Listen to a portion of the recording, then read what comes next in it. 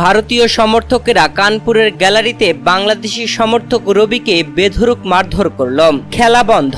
আকাশের দিকে তাকিয়ে মুশফিকের একই কাণ্ড, দৌড়ে মাঠ ছাড়ল কোহলিরা। প্রিয় দর্শক, বাংলাদেশ ও ভারতের মধ্যকার দ্বিতীয় টেস্ট ম্যাচটি কানপুরের গ্রিন পার্ক স্টেডিয়ামে শুরু হয় আজ। বাংলাদেশ সময় সকাল 10টায় শুরু হওয়ার কথা থাকলেও বৃষ্টির কারণে ম্যাচটি শুরু হয় সকাল 11টায়। খেলা শুরু হলে টসে হেরে বাংলাদেশ আগে ব্যাটিং পায়। ভারত ব্যাটিং এ আমন্ত্রণ করে বাংলাদেশকে, আর বাংলাদেশ ব্যাটিং এ এসে 3টি উইকেট হারিয়ে ফেলে 107 রান করতেই। যেখানে বাংলাদেশের হয়ে ব্যাটিং এ জাকির হাসান 24 বল খেলে গোল্ডেন ডাকে প্যাভিলিয়নে ফিরেছেন। সাদমান ইসলাম 36 বলে 24 রান করেছেন।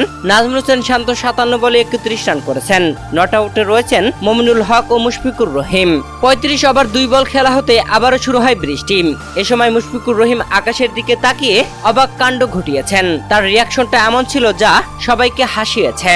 তবে এদিন ভারতীয় সমর্থকেরা রীতিমতো অসম্মানিত করেছে বাংলাদেশি সমর্থকদের, যেখানে বাংলাদেশি সমর্থক রবিকে রীতিমতো পিটিয়েছে তারা, মারধর করে ফেলে রেখেছে গ্যালারিতে।